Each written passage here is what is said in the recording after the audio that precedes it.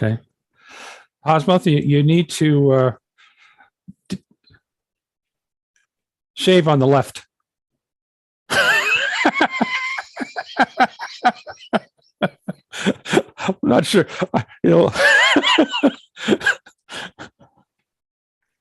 Okay, so it looks like we've got a live stream going. So yes, we do. That's good. Yeah, I was just laughing. It's not often you see Osmoth's bathroom. Yeah, I'm going to listen to you in the shower. So. Too much TMI.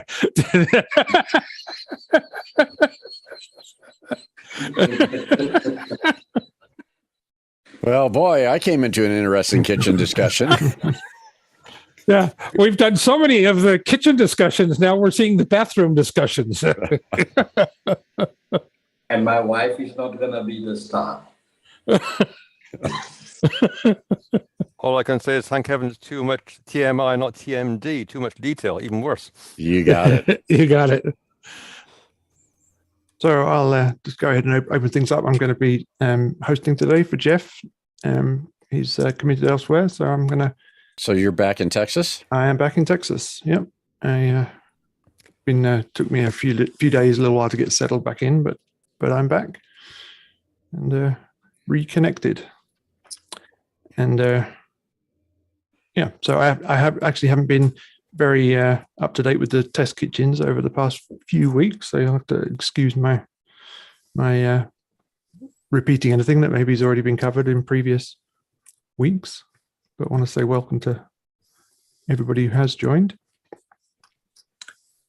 I have got the live stream going, which is good. So I think we're all set. Good to see everyone. How are you doing, John?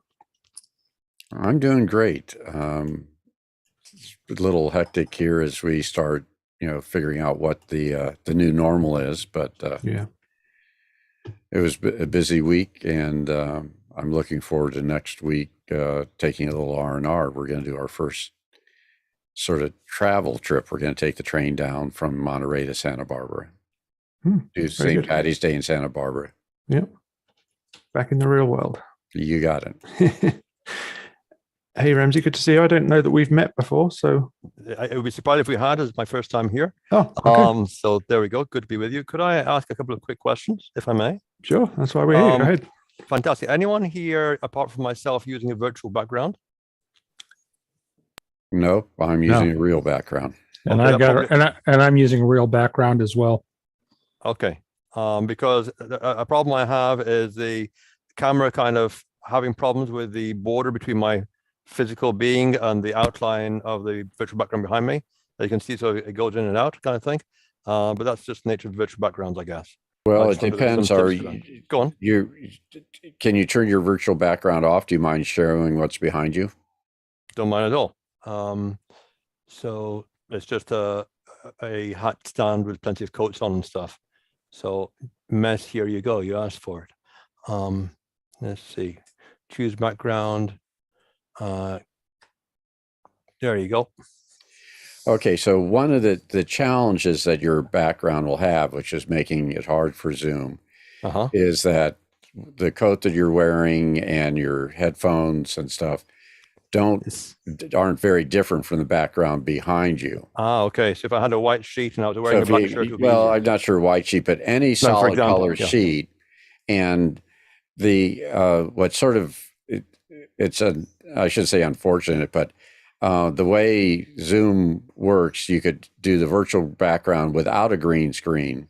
And they say it has a click button when you go to virtual background. It asks, do you have a green screen? Indeed. You don't really need a green screen, but essentially you could choose the color because green screens are very different colors. And so even if you have a screen that's not green, but it's a solid color behind you, you could click on that color and that will tend to make the contrast. So for me here, I do a thing like this where, let's see if I can actually show you this without. So if I was wearing a white shirt and how behind me is just generally different shades of green and black, that would have been easier, I guess. That might have helped with your definition of and you were seeing some of the bleed there, but that wouldn't have helped around the headset that you're wearing. And understood. Yeah. Yeah, true. Yeah. So it needs to be more the reverse, that me dark and have everything behind me. Yeah. You different. You different. Is Yeah. right. It's not so much dark or light. In fact, I try to avoid pure blacks and pure whites, but it's basically having age is still on my side slightly. My hair is not going all white yet. It's heading that way pretty fast. It happens to the best of us. So if you look here, if I switch to that, this is how I'm doing. There's a solid green on a graphic with a blue, and you can see that there's no tearing at all. It's just rock solid. So what you're trying to do is just make it so that the software can decide, oh, this color is clear, and let everything else go through.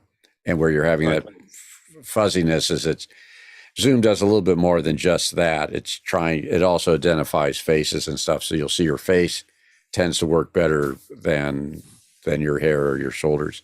Sure. Also, if you were to put a light behind you, aiming on you, that gives a better definition around and particularly if you want to get your headshots and stuff, having some light aiming right there.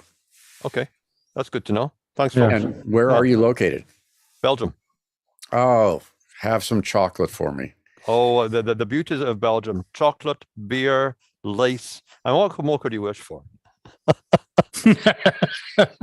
So there's also Glock pistols, but we'll go over that one quickly.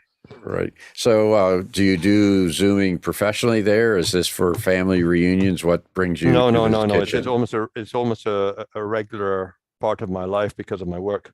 I work as an interpreter and negotiation facilitator, mainly to do with the work of humanitarian organizations in stress or war-torn environments.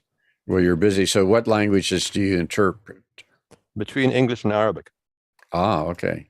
Yeah. I'm here in beautiful Monterey, which is home to the Defense Language Institute and the Middlebury Institute for International Studies, which does training of basically UN level interpreters. Excellent. Yeah. That would be mainly simultaneous interpreting then, would it? Yeah. Yeah, sure. And you do have challenges with your virtual background, but your audio is great. So I'm not sure what your audio chain is, but that's very good. I might be able to provide a useful tip on that one if you're interested to hear it. I'd love a useful tip. That's what this is all about. Okay. So folks, I struggled with audio quality, especially on WhatsApp, when I was using the Wi-Fi of my router, on my mobile. It was really patchy. I thought, well, this is just not sustainable.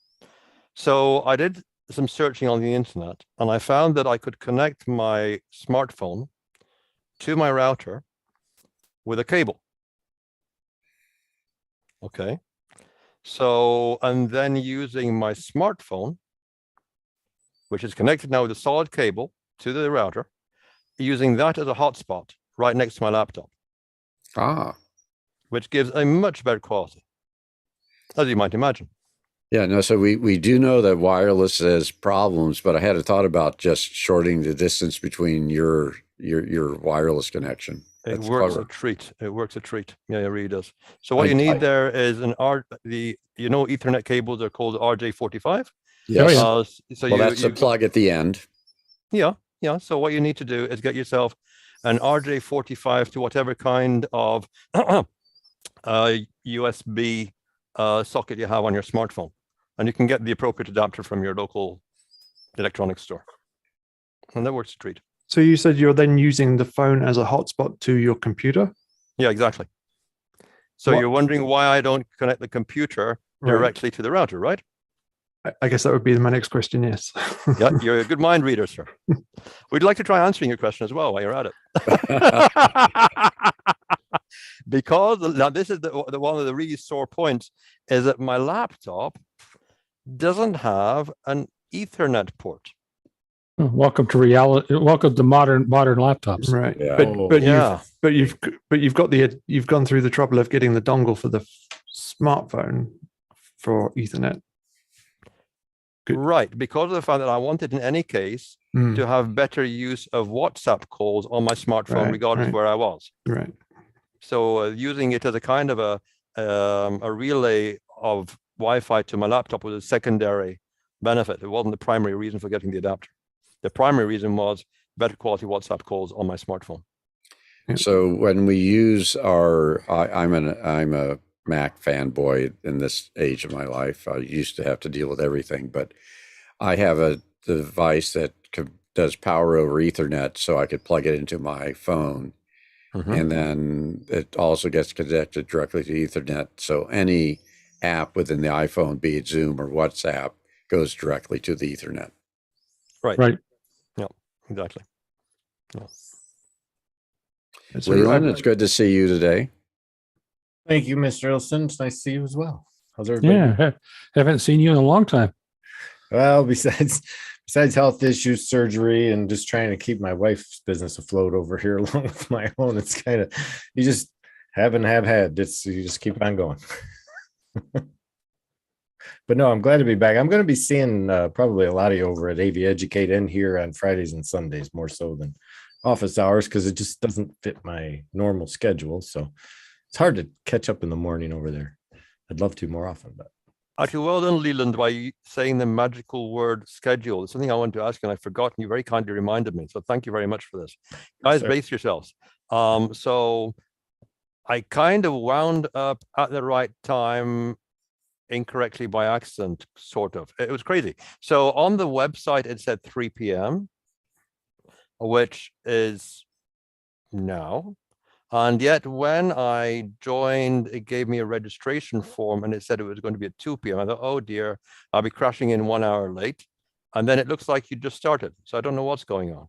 Well, Depending on Central, I think is what Jeff set it up for. right. When you on the registration form, on the Zoom registration form, there is a drop down there to specify your own time zone and therefore what time, and it'll translate the time for you on that form. And then if you get the once you get the registration confirmation via email, well, when you get the registration confirmation via email, the time zone that it says there in the body of that email will be defined by what you selected in the drop down when you filled the registration form in. Now, if you add it to your own calendar, Google or Outlook or whatever, then that will do the translation for you. And if you saved it to your calendar, it will display it in your time zone. I understand exactly what you're saying. And while you were helpfully speaking, I'm looking now at the email to try and relate it to what you're saying. Let's see what it says. Right, date and time. This is what I want to see. Good. March 11th, 02 p.m. Central Time, US and Canada. Right. So that's what time it was. Yeah. So like, had you guys already been in session for an hour when I joined? No, because Rupert and I are in Central Time Zone and we started it at 2 o'clock Central Time Zone. Maybe the difference between Central Time Zone and Central and Eastern Standard Time. Exactly. Exactly. That's where I went wrong. Okay, Central and Eastern. Gotcha. Yeah, and I'm at Pacific, so we started here at noon. Yeah, exactly. Okay, now I'm with you. John's just getting up in the morning when we're already at heavy lunch, so we don't worry too much about it. You got it. Yeah. If you really wanted to be confusing, we could set it up to send you the time in for Nova Scotia. Well, what you could do, in fact, half-hour time zone. Yeah, I'm with you, or India, which is out by half an hour as well, I think, or Iran or something. But no, I mean, talking of time zones and scheduling, have any of you guys used Calendly at all? We just switched 2 of our businesses over to Calendly because it freaking rocks. That's all I can say. But watch out. I don't know. It's just my bizarre luck, question mark. But until I noticed, it was defaulting some weird time zone I've never heard of not GMT, maybe GMT -1 or something stupid. It would be the meantime. Yeah, that's tough. No, I don't know where it was going with GMT -1 because that's middle of the Atlantic somewhere. Although it knew my location. No, I think it's British summertime. No, which is what would be GMT +1. Oh, true. Okay. But it just had this strange default of some weird time zone, which is totally unhelpful. And I had to just remember, it now become a habit, to constantly reset the time zone for every time I set up an appointment. And now it's fine, but initially it was like really screwy. But there you go. By the by. I meant to ask you, Ramsey. So you mentioned WhatsApp, and obviously you're now working with Zoom. Are you using Zoom predominantly in your work? Predominantly, yes. Yeah. Predominantly. Yeah, Right. yeah, for sure. Yeah. And are you doing the translation services where you use the translation channels in Zoom? So I don't think the translation channels feature is available on the free version. As far as I know, I don't seem to correct that. Yeah, I'm not sure, although you should write to them as always. Okay. But yeah, I do know with the paid version, you would have the ability to be assigned as a translator, and the people in the meeting could choose between you or the translation or the native speaker, or a mix of them. Right. Yeah. Yeah. But we kind of worked around that by using two headsets at the same time. It was kind of fun. So I used an earbud headset in my ear for the source I was listening to, and then over ears headphones with boom mic for the language I was outputting into, and that worked well for having one channel as an input and another channel as an input as an output on the freebie version. So was that two separate Zoom meetings, or how do you do that? Okay. So it was one Zoom meeting, but you have two accounts set up. Okay. And so the person who's speaking, for example, in Arabic, that you would listen to that, but then you would also be speaking in the same meeting, but speaking into English. So you'd have to be wearing two headsets. One to get the source in Arabic from one account, and the output into the other into English. It's kind of bizarre, but it worked. So how do the people listening figure out which one to listen to? Yeah, there must be some way of doing that. I'm not too sure. It's something simultaneous interpreting I tend to avoid a little bit, because it means relying on someone else at the same level of competency, and I've occasionally been badly let down. So I thought, enough of that. I'll just say, because simultaneous you require a booth partner.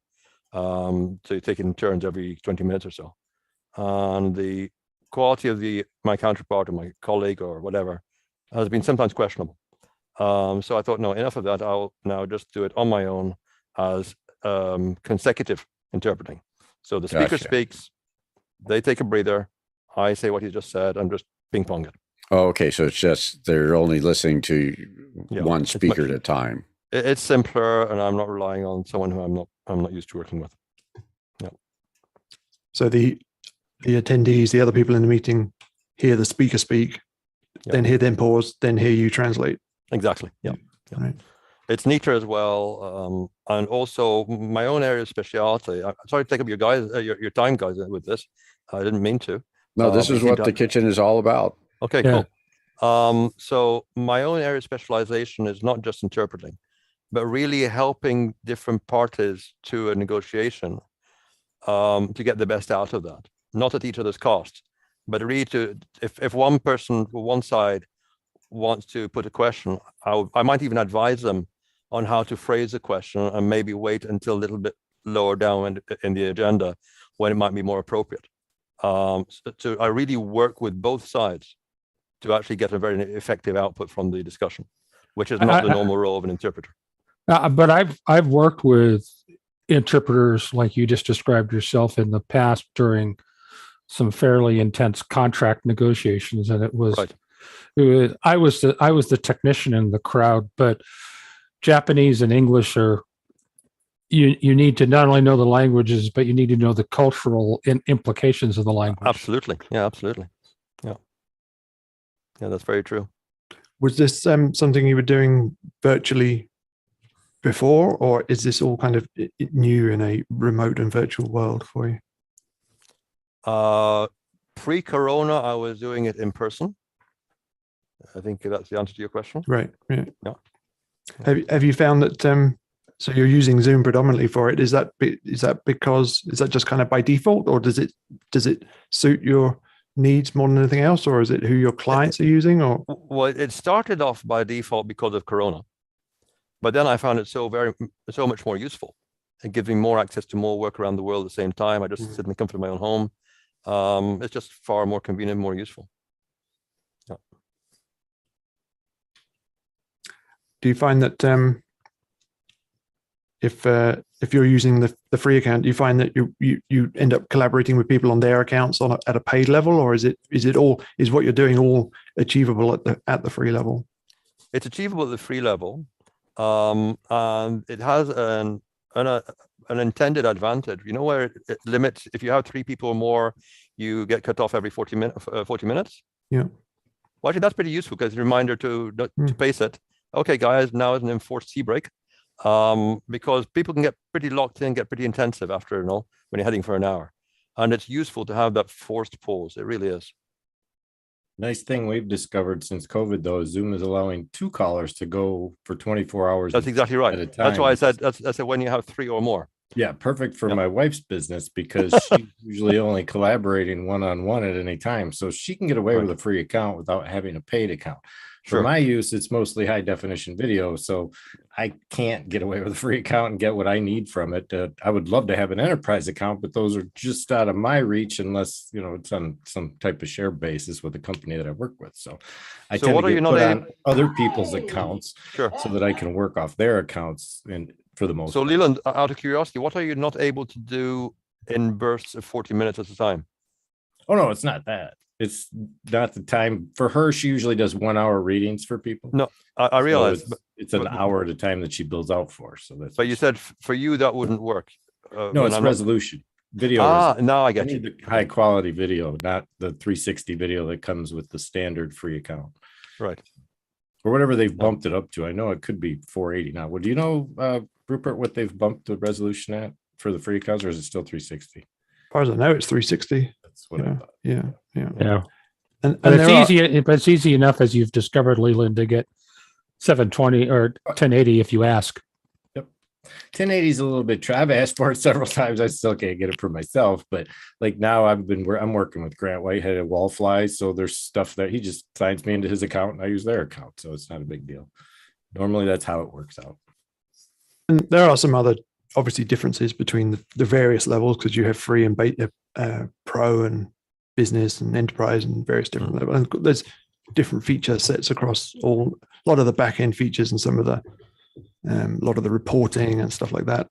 Those features are important to enterprise and usage at scale that doesn't always apply to the smaller operations. It does remind me, though, I remember a couple of months back, I think Zoom were announcing that they were going to start introducing or trialing ads, at least in the web portal, to support the free tier.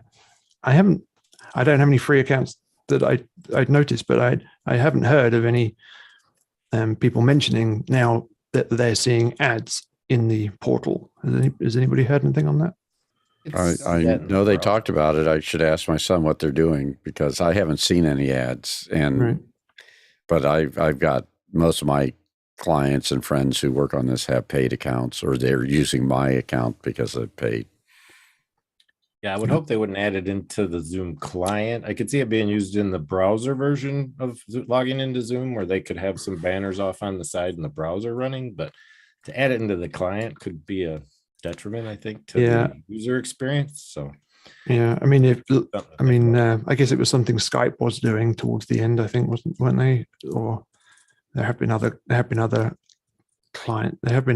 apps that start side loading ads, not in the stream, but not in your meeting, but down the side panel or whatever it is. For sure.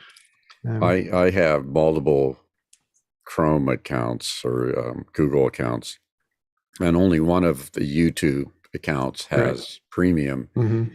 And so I get very frustrated because I have logged into the wrong account. I started watching something and an ad pops up and I go, rats. The same thing happens to me. I'm like, how do people live like this? I don't get the new browser profiles. I'm so lost in this new Google profile thing that they do. Like, you open up your Google account, but there's a profile attached to your browser for the Google account. And if you switch Google accounts, then it asks you, do you want to open a new browser profile for your other Google account? And it's like, really? You're just making this more complicated. So you can get lost really quick. And the second layer of that is if you have multiple YouTube channels under one account, so you're dealing with multiple Google accounts that your browser may or may not be logged into, whether YouTube itself is logged in and what channel it's set to. Yeah, I suffer from that a lot because I have my own Sea Scouts and I have Coast Guard Auxiliary, John. Yeah. I have all three of those, all of which I have authoring access to. So I'm assuming the different profiles in Chrome could help me. I would like it so that when I'm using my university email, it's one color. When I'm using my personal one, it's another. And when I'm using Diddleson domain, it's another. And you would think it'd be able to do that because it does. It does. My wife's account, when I sign in my wife's account, my browser turns red, so I know I'm not. Oh, okay. Okay, Leland, I may need some pointers to make sure that works. Mine's not consistent. Well, where the problem is, like, you get it to work on one machine, and supposedly they're all synced up in the cloud. But I logged into my office machine, and it doesn't match any of it that I set up on the one. So I guess you got to sync each browser profile with your account and turn it on in order for it to actually keep resyncing. And on each machine, it appears. Yep. Okay. They've made a mess of it. I hope Zoom doesn't do anything like that. Let's hope not either. So talking of profiles and Zoom, I have all these machines all over the place. Computers here. I mean, I've got 10 computers in the house. And, you have this thing where you can only have Zoom logged in to one device of the same type at any one time on the same account. You have an enterprise account with the switch on. You can turn a switch on to have multiple logins from one account, but it has to be done on the back end through Zoom. So they have to approve it as well first. They won't just give it to you. They have to approve it for the enterprise account, and then you have to turn it on. That sounds like a different feature, unless there's yet another switch that I'm unaware of. This is for multiple logins. If you just do a Google for Zoom multiple logins, you should find the process involved in that. I know there's a setting to allow the same account to log into more than one meeting. Yes, that's good. Right. But that's not what I mean. I mean, okay. I mean to have multiple clients logged in to your Zoom profile. Just the Zoom client logged in, not in a meeting, just logged in. Other than the allowance for an iOS, right? So you can have one client logged in and one iOS device and one web client or something. But or sometimes I log in with my Alexa, right? One device of each type, and that doesn't work for me at all because I've got all these machines, and if you logged in on one, it logged the others out. So I got around that by just on my enterprise account, setting up, Zoom 1, Zoom 2, Zoom 3, and I've got 10 user accounts. Yeah. And each computer has its own login, which was fine. But I'm just starting to explore having contacts in Zoom and like external federated contacts for like chat and I haven't tried that yet. Yeah. So, but the problem there is if I set up a contact on, Zoom 1, then I don't have it on Zoom 2 through 9.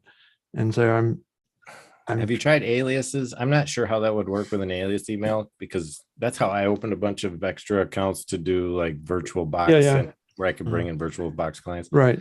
So as far as the email address is concerned, they all actually are aliases to an email account, but that doesn't. But does it make separate accounts, or is it off of the same account? That's what I always wondered. It makes a separate account. They have to be separate accounts in Zoom for them to persist with their logins, True. And so I'm trying to that's been catching me out here recently because, in terms of like inviting and scheduling and group chat and stuff.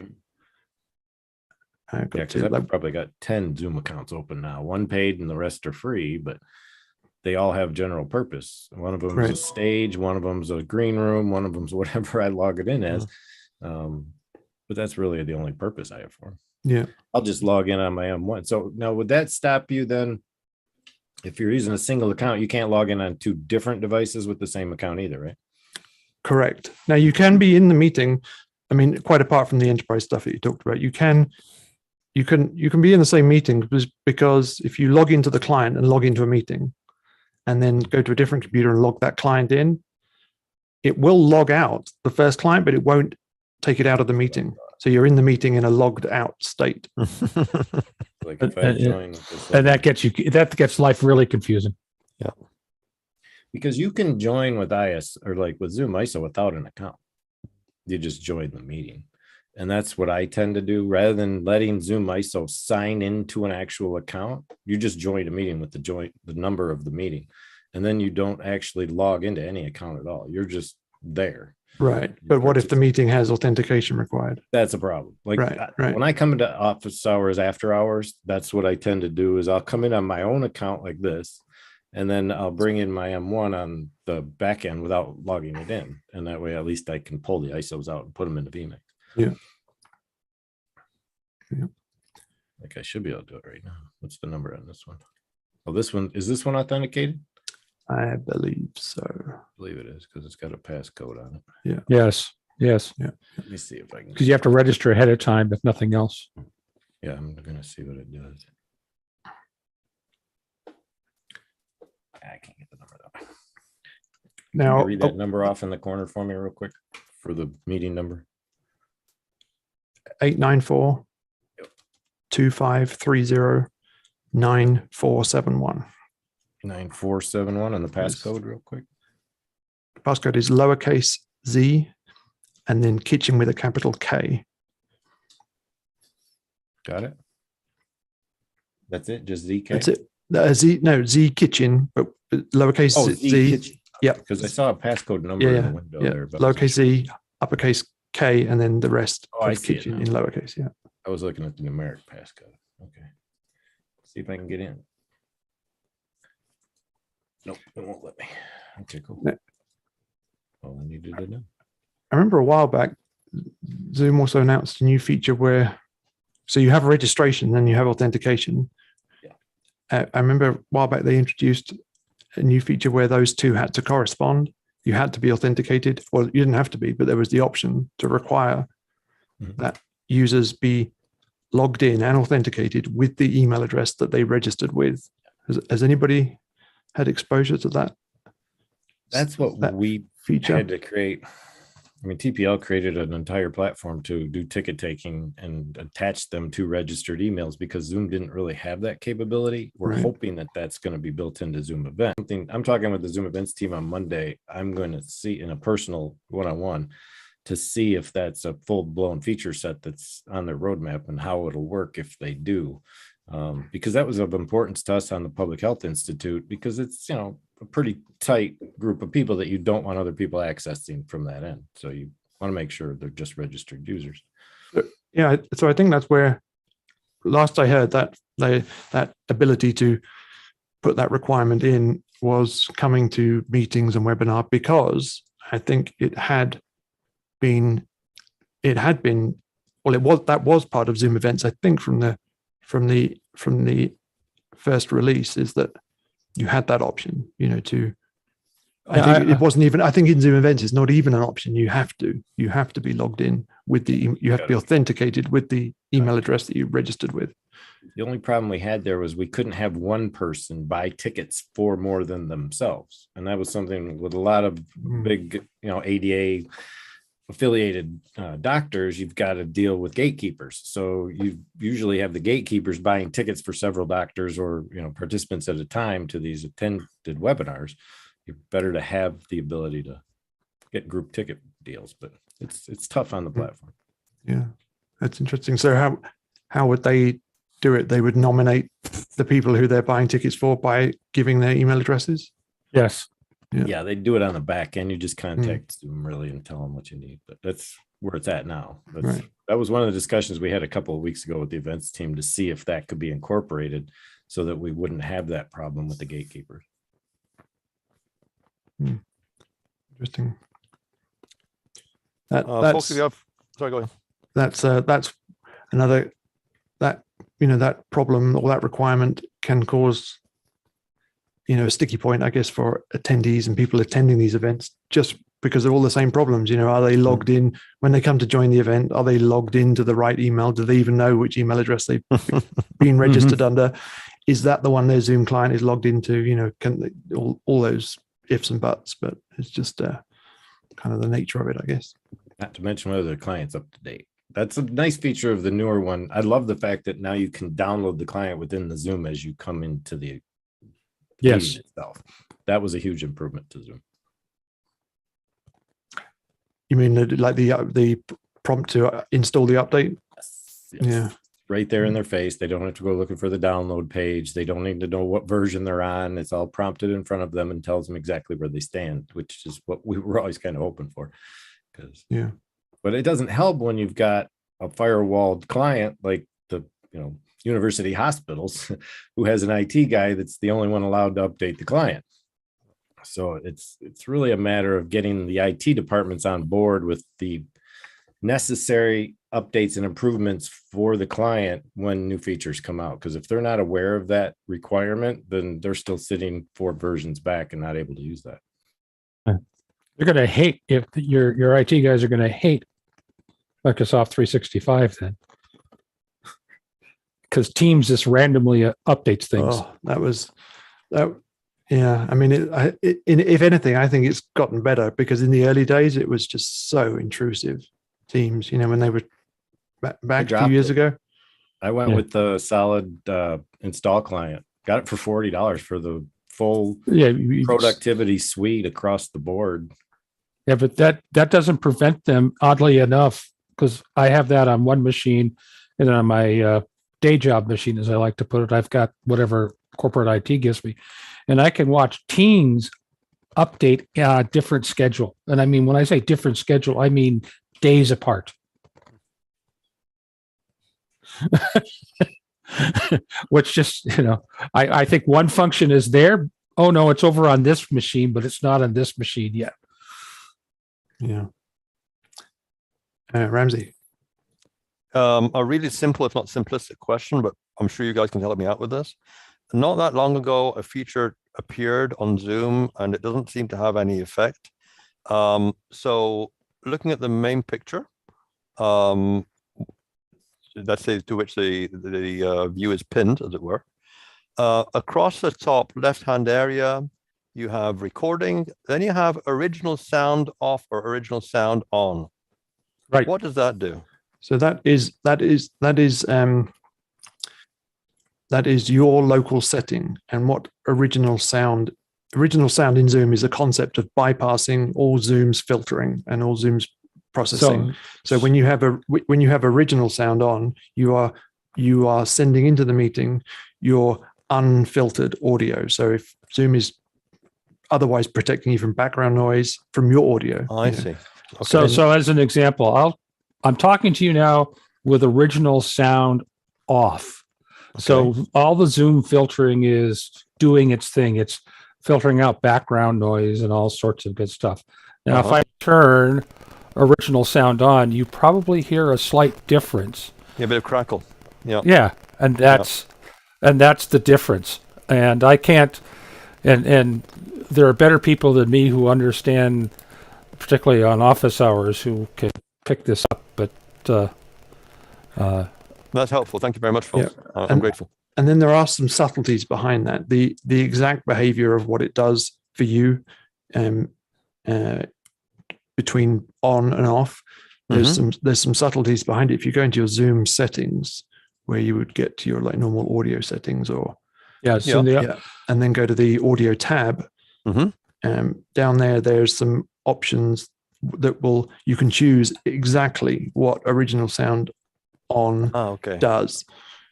You can fine tune it a little bit, but at the very least, it turns off noise suppression. Great.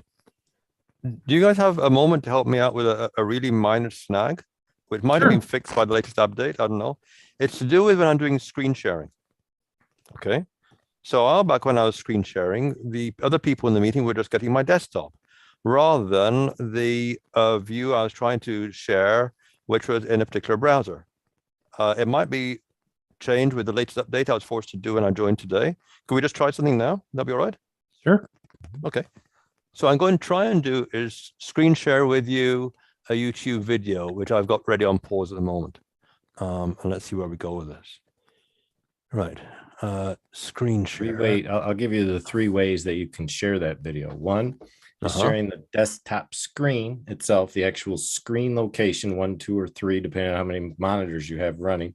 Right. The browser location that the YouTube video is playing in, which is Indeed. whichever, if you may have more than one open sometimes, so you got to be careful. I've got to click on the right one. Yeah. The third would be to take the share link from the YouTube channel itself and drop it into the tab that allows you to do that as a video playback. In all cases, you want to make sure in the lower left corner you have the check mark for the audio on, and also if it's a music video, you want to turn on the stereo audio as well on the next tab over, the next checkbox. Where it says optimized for video clip, you mean? That's correct. That's more for if it's a music video or somebody playing. Well, let's see how it works, folks, shall we? Sure. So let's try. I've got share sound on, clicked on optimize for video clip. There was a drop down by share sound. What was it? Mono or stereo? Let's give you stereo. There you go. Right. And right. Share. So are you guys getting seaside and nice music? Yes, sir. In that case, you're sharing the screen tab because you can see the browser. Right. You do the browser, you should, and went full screen, you wouldn't see any of the browser itself. So, is that better? There you go.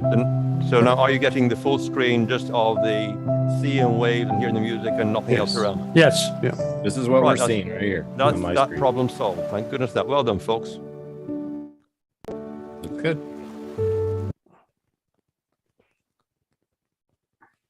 Now I've got to try and find you guys again. Hello. Just say stop screen sharing. Okay, we'll go on stop share. Yep, and there you are back. Do you have Ramsey, do you run Zoom in dual screen mode, or do you have 2 screens on your computer? Now, at the moment I don't, but I was going to ask how that works. I've not tried it yet. Okay, so you don't currently have even 2 screens on your computer, is that right? I've not got a second screen linked to my computer. Okay, so if you did have a second screen, what is then available to you in Zoom, you won't get this feature unless you won't be able to enable this feature unless you have a second screen connected. Sure. But if you do, there's an option there to say use dual monitors, use dual displays, and what that gives you is more windows in Zoom. So if you are trying to screen share, that means you can share one screen and have Zoom on the other, for example. Or if you are receiving a screen share, it means you can pop out the screen share that you're viewing from somebody else on one screen and still have gallery view, of the Zoom meeting in the other window. Gives you more options and flexibility. So exactly. a second screen is, good to have on a computer as far as I'm concerned. But for Zoom, it's almost particularly as you can't enable the feature without having the second screen. It's almost essential as far as I'm concerned. So the second screen could be linked by Bluetooth to the laptop, for example. What kind of computer do you have right now, Ramsey? It's just a reasonably okay. It's an Asus laptop, yeah.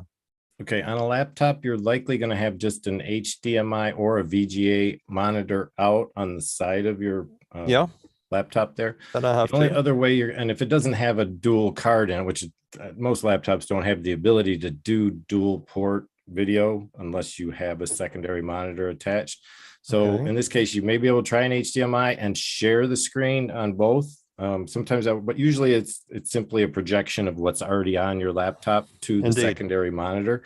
You may have to get a split device, which, and I would have to refer back to Rupert. What's that device that the display link? Yes, display. Yeah. It's about $150 for that device or so, and it connects into your display port and then splits it so that it actually gives you more than one device. That would go into the HDMI, would it? This thing. That one's a USB connector, I think.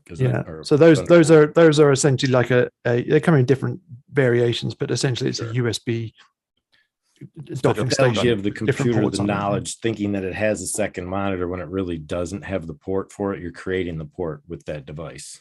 Well, I've got more than one USB port on my laptop. What can I not make use of that somehow? Well, there's only a couple of laptops on the market that have dual video ports on them, and they're very expensive laptops.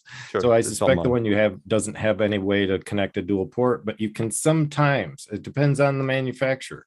You can try connecting an HDMI video to your source and see if you can't override the screen to have it poured out and consider it as dual monitors. It's just a matter of, most hardware won't do that.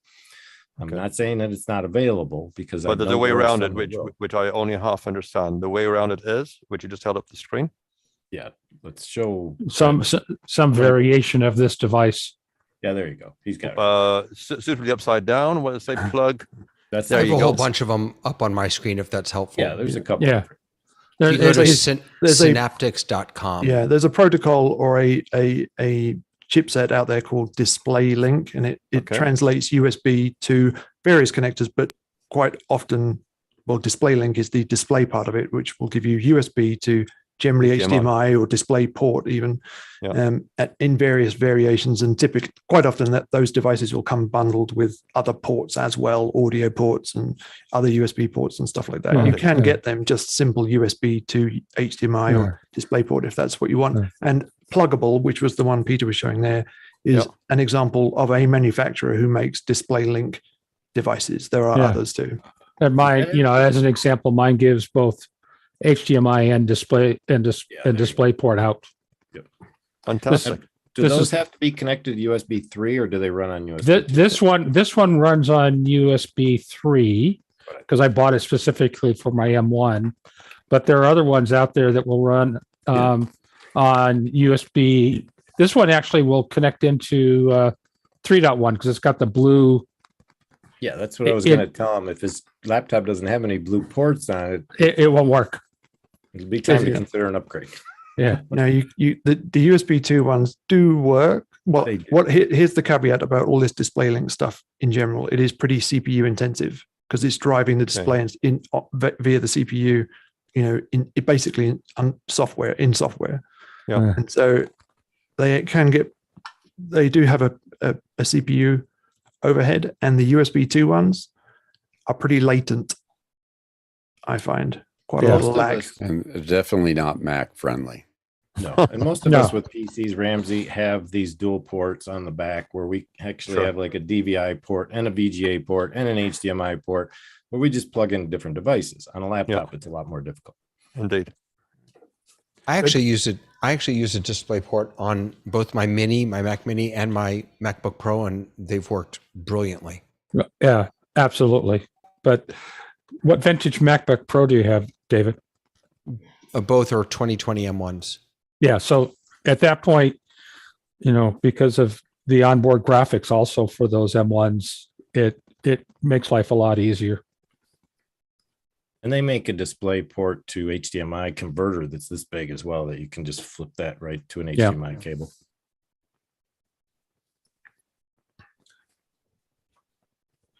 But Ramsey, if your laptop has at least one external display connector, either HDMI or maybe VGA or whatever, then chances are there's a good chance that if you do connect a display, that will be whether it's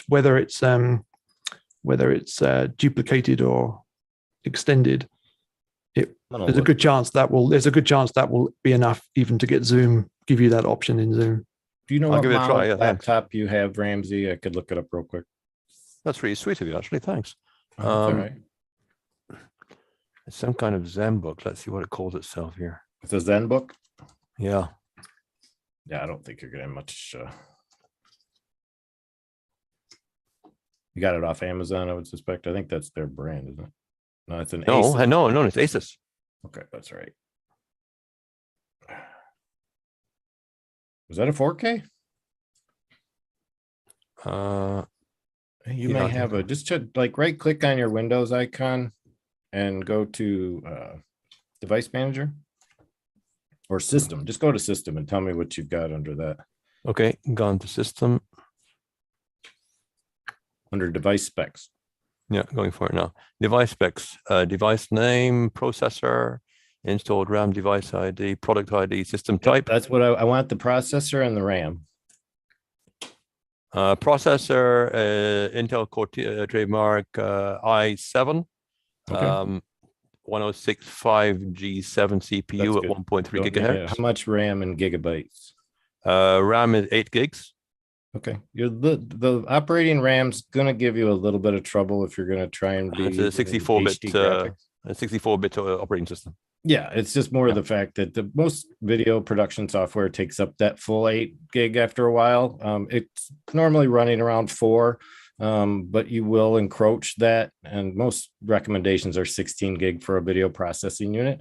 So it's just something to consider if you can upgrade that, which you might be able to. It's an i7. You've got the right processor. Yeah. It's really just a matter now of looking into the brand and finding out what ports are on that machine so I can see what your capabilities are for video. So if you can just give me the brand of the machine again. It's the brand is Asus, ASUS. Yeah. Do you have the model of it? Is it like the Pro? I'm trying to find it for you now. One sec. Whatever. Because there's a lot of Zen books out there. They're just different models. Yeah, I realize. Asus, there is where on earth would I find the name? How long ago did you buy it? About a year and a half. Okay, so we'll say it's probably a 2020 model or 20. Yeah, we'll say 2020. Yeah. I think it's very unlikely it wouldn't be able to drive a second monitor. Yeah, I don't see why you couldn't. Because almost all of the modern ones will give you that option of either mirroring. Windows will give you the option of either mirroring it. I can never say that word correctly. Either mirror or especially when you try. Yeah. Extend. Multiple displays here, guys. Hang on. It will allow you to connect to a wireless display. Oh, cool. We can do that too then. Yeah. So wireless displays aren't cheap though. Unless you're using AirPlay protocol. Yeah, you could go. Yeah, but I mean, wireless would be Bluetooth would be wireless, wouldn't it? Might be. I don't think you can drive a display over Bluetooth though. No, you can't. Not enough bandwidth on the Bluetooth. Wireless display is like my Vizio TV, which is up that way from me. Yes, we'll support Wi-Fi. Exactly. The same on my smart TV. That works. That's what they call MaxiCast or whatever. What do they call that? Yeah, something like that. Yeah. It's Windows version of I don't see why you couldn't do that. No, I'll have a play with it later. Thanks. I would say just plug a monitor into it, and across your keyboard on your laptop, you should see icons for what show as either a duplicated monitor or possibly a line between two monitors. Indeed. Yeah, I got that. Yeah. So it looks like holding the function key down and switching between those viewport styles. Indeed. And see what happens to your monitor jumps when you do that. I'll do that later, for sure. It looks like reasonably promising. It should have the capacity. Cool, which is good. Perfect. Yeah, fantastic. And then once Zoom recognizes and accepts that you do have two displays going, it will then give you the choice of what features you want on which display. You get the checkbox that says use dual displays or whatever, and then you just get more windows, and then you just drag them where you want them. Oh, okay, cool. Basically, very helpful. Thank you very much indeed. Welcome. So you're asking about wireless displays. Do you have a general preference for keeping things wireless? Is that more to do with distance or something in your case? Neither. It's just that it's kind of the accent of what I bought when, rather than by design. So kind of bizarre. I mean, I bought this TV quite a while back. I don't think when it was.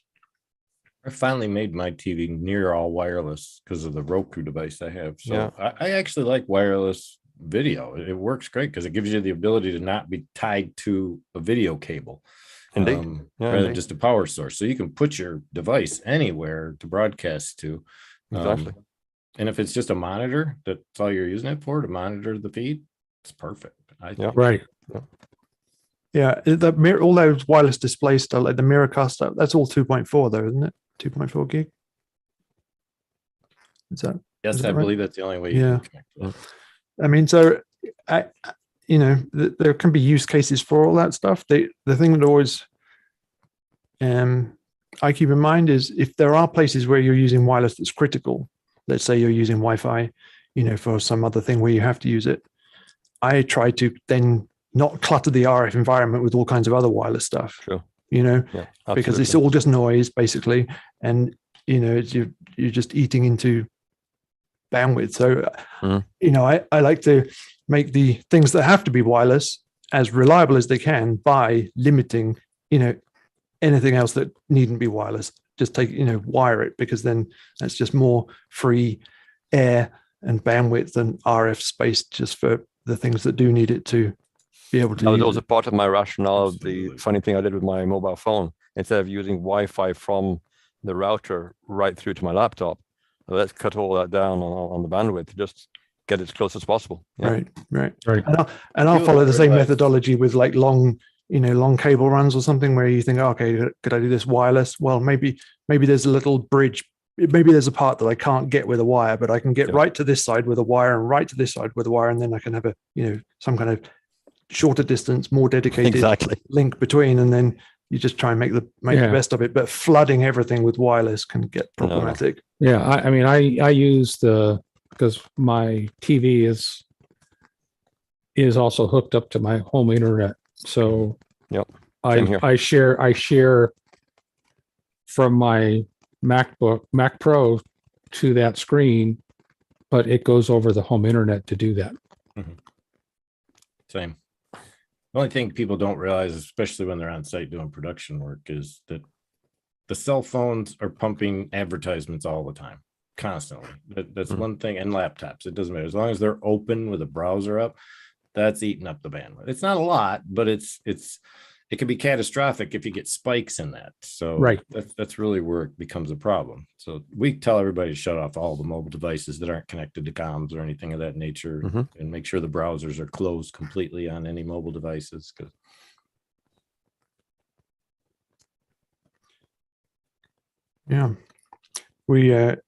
It's quite often easy to tell when somebody's on Wi-Fi, Ramsey, like if even just at an audio level, you can hear some of the artifacts that come through that typically you hear when somebody's on Wi-Fi, little drops here and there, or just packet jitter or whatever. So what impression are you getting from my connection today? Yours sounds pretty solid. I haven't heard anything that would, raise the normal Wi-Fi alarm bells, Exactly. And therefore, I'm just limiting the distance of the Wi-Fi just between my mobile phone and my laptop, which are next to each other. And then also the headset. I don't go for these Bluetooth headsets, I'm afraid. It's quite a decent headset. It's plugged in via USB into my laptop, but it's good for interpreting work because it has a feature where you mute or unmute by pressing your earpad. So I don't need to go fiddling around with my mouse.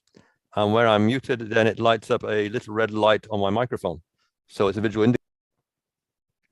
Right. And the nice thing about that for you is that it actually integrates with Zoom. So that is muting your mute in Zoom, which is nice. A lot of those, hardware buttons or integrated buttons on headsets and things, a lot of them don't do that. Yeah.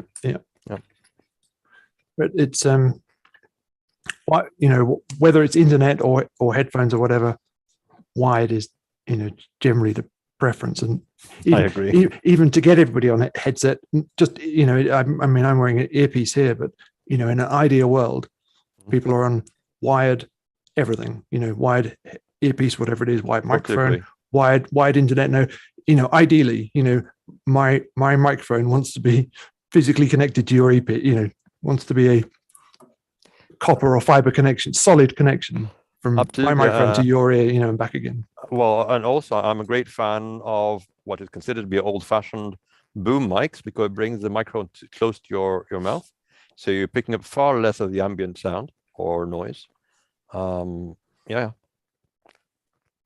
The only thing that I find useful for wireless, and I know it's a clumsy use of the word wireless, by this I actually mean Bluetooth, because it's a linguistic sense of wireless rather than technical sense, is I can link the sound output from my laptop, for example, to the sound bar of my TV, which is pretty handy if I want to get good quality sound of something I'm watching. I love the features of Bluetooth over some of the more conventional methods. The only problem with Bluetooth is the fact that it can lag behind a lot when compared to an analog or straight through digital signal. And that can cause a lot of trouble in comms, and it can cause a lot of trouble when you're just trying to interpret an engagement of dialogue back and forth with someone, because it can be delayed as much as 15 seconds with Bluetooth. And that's what we've experienced anyway. It could probably be more or less, but it's normally around that 1 second range. Don't get me wrong, but you can get issues with the software conveyance that cause this delay in processing. Right. Sure. And with So you just Bluetooth gotta watch. devices, If it catches that loop, you got to get out of it, shut it off, turn it back on again. right. And the other gotcha I find with Bluetooth devices is that if they drop for any reason or unpair or thing, if they disconnect from your computer, the device itself disappears. So therefore Zoom or whatever you're using jumps to a different device, and that can be very problematic, so That's a good call. with physical interfaces and physical connections, that, if something at least comes unplugged, let's say, your computer's not going to suddenly jump to a different input or output. It's just going to be, dead air.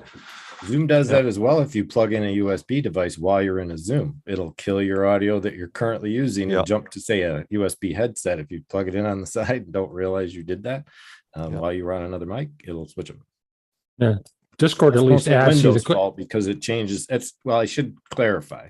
If your Zoom is set up to take your default audio device, when you plug in a USB device in Windows, it changes the default audio device. So that's what would cause that. If you set it up as a singular device in Zoom, it will not change your device. So keep that. And I'm just going to go to David here in a second, but just one final note on that. The original sound settings that we were talking before are unique to each audio device. So if you changed audio inputs to a different microphone, for example, if you were playing around with original sound, I think it defaults to off when you switch devices, unless you go in and say, for this device, always use original sound. Just Gotcha. David. Yeah, I just had a quick question. Last week something really strange happened. I have a PMI set up and a persistent passcode that I use for either scheduled meetings or on the spot meetings. And kind of out of nowhere last week, maybe it was after an update, my passcode was changed out of nowhere. And I only noticed. I'm sorry?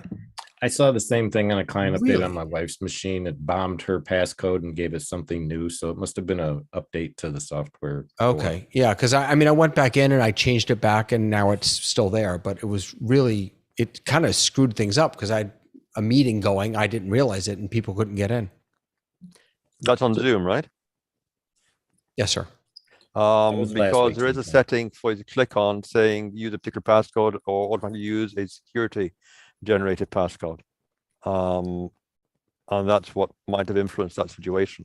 So if the update had the default of, for some reason, automatically using the security generated password rather than the one that you already set it to, that's probably what happened. Was the code that it was what it was previously, was that one that you had originally set, or was that just one that had been automatically generated for you? No, I had set that one. That's what I thought. Yeah. The one we had was like some random out of the blue four letters thing came in. Oh, mine was like eight alphanumerical. Really? Okay. It was a mess. Yeah. No, I changed our PIN code completely. But you were able to reset it back to the same thing, David. Correct. But then you'd also have to click on the option of using a particular passcode, or uncheck the option of using a securely generated passcode. No, I never had used a security generated passcode. That actually doesn't so if you you've got your personal meeting ID passcode, and then you can set it here. There's no setting for computer generated. And then I have this one that says that, yes, I want to use a meeting. So this is for instant and scheduled meetings. And then this is for your personal meeting ID. And I just have both of them set to the same thing. Sure. I'm wondering what it is I'm thinking about. I've obviously misled you. Sorry. How There's old a was that? setting for each meeting that you create? You can create a randomized passcode using what I your meant. meeting ID number. And it's a matter of setting that for when you produce an instant meeting. It's a different setting. It is. Yeah. It's just on the feature when you create the meeting, you'll be able to. That's what I'm referring to. You're right. I almost never schedule meetings. I just open the same Okay. for They're every like meeting that I room- have. I just open the same yeah, room. I personal don't even meeting use room. passcodes. I just use the waiting room. There's really not much of a need for a passcode as long as your waiting room's on. Mm. So. Right. David, how old was that? How long had that passcode been in place previously? Oh, forever. We had a 4-digit number passcode on ours. But that was in David's case with his PLI. Yeah. Probably about the same, probably forever. I mean, at least 2 years. Wondering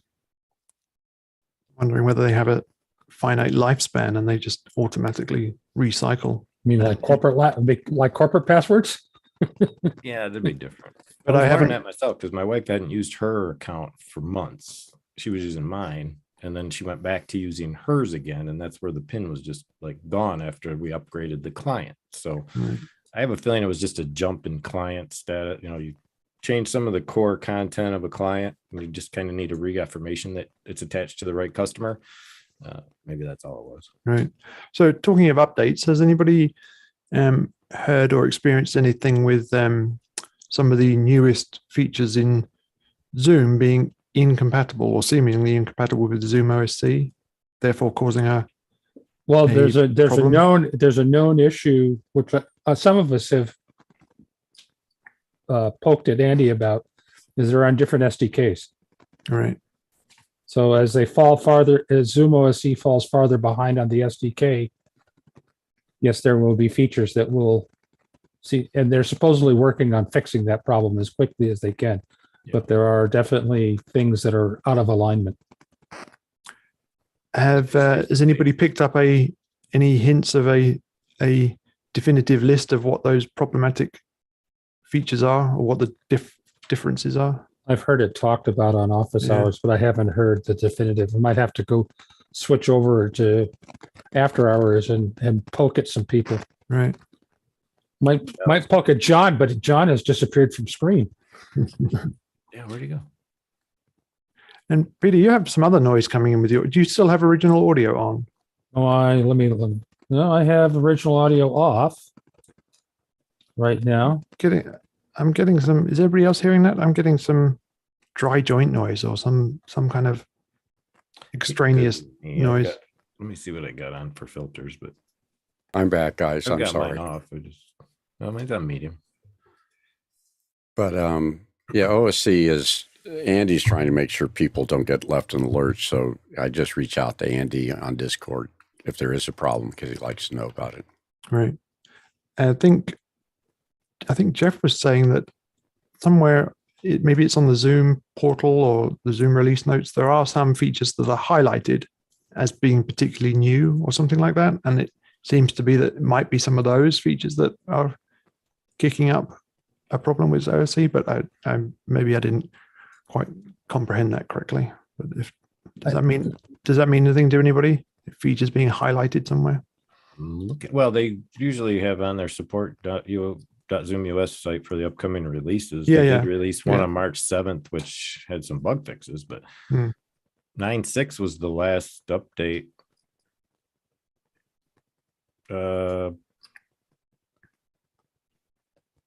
I know they enhanced the public chat mentions a lot, and some new Zoom apps came into play. Right.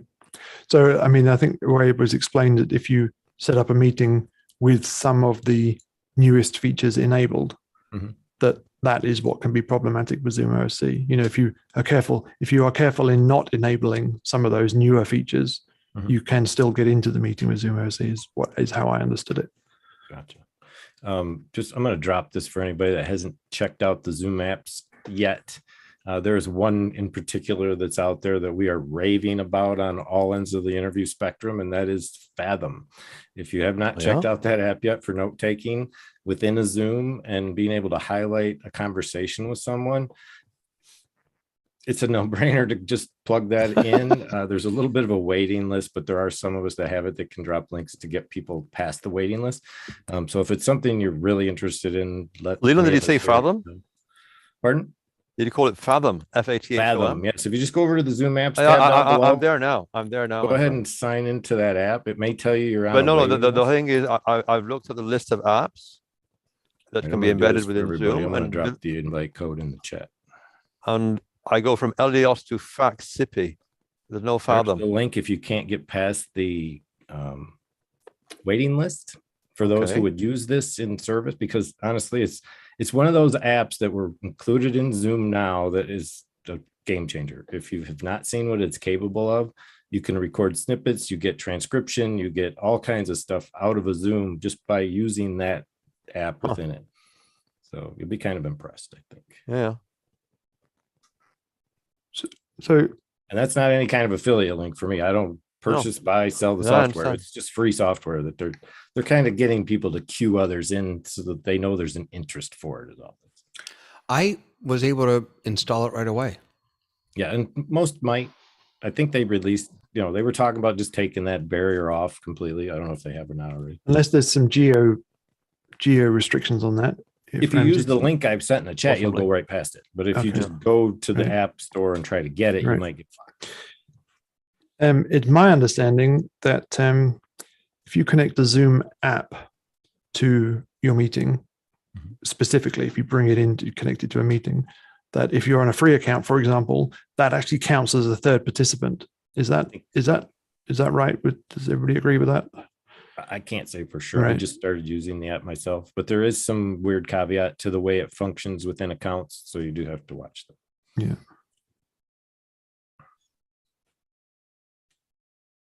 But it'll actually record segments out of Zoom for you, I think, to your desktop, like instantly.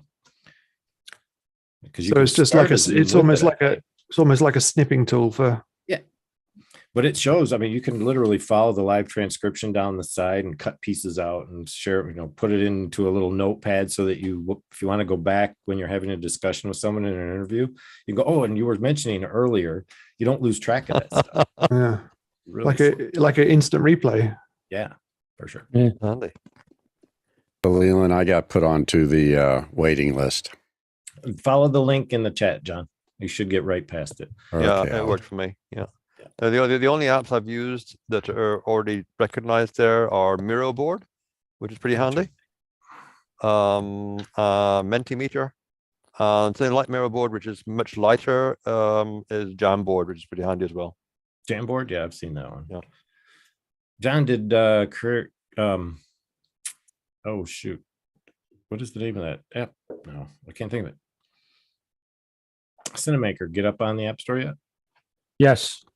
Oh, it did? Cool. Thank you, Leon. That got me by. All right, cool. Yeah. I still have to teach John to stop calling me Leon, but one of these days. What Leland? Excuse Leland. Me. Yeah. Leland. Sorry about that.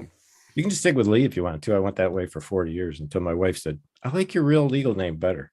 So kind of like Abram to Abraham kind of thing. Yeah. Don't you mean you liked your real legal name best rather than better? Yeah, right. Given what's that's a whole nother story in and of itself. I had to take back my legal name. That is my legal name. I had to take it back because I was adopted at the age of 2 and had my name changed. So I reverted back to my original name back in 2012. It was quite an experience. Are you talking about Leland or Best now? Both, actually. I went by Lee Geiger, or I was known as lead guitar for years. 40 years of my life, everybody called me Lee Geiger. Fantastic. Now I'm known as Leland Best because that was my actual original birth certificate. Brilliant. So I've had 2 birth certificates. Yeah, I understand. And I made my wife change her name twice. So did you have any personal preference if you could choose whichever one just out of aesthetics? I've gotten very accustomed to Leland. I liked Lee. That was just I hated my name originally when I was a child. Leland was like a no-go. No kids would call me Leland. It was never going to happen. Yeah, I can imagine. As I got older, I got to I realized, wow, there's only like 2 or 3 Lelands in the world that I know. So we switched. It's you unique. remind me of sorry, go ahead. I have to take over Jeff's Zoom though. We should probably not do that. Just reminded a former university colleague of mine, his proper formal legal name was Michael Paul Hughes. The initials, of course, are MPH. So we all called him Miles per hour. Yeah, exactly. So he wound up calling himself Miles after that. That's ridiculous. Love it. Well, my middle name's Peter, so my initials are RPM. Okay. We call you Speedy, huh? Auto sales.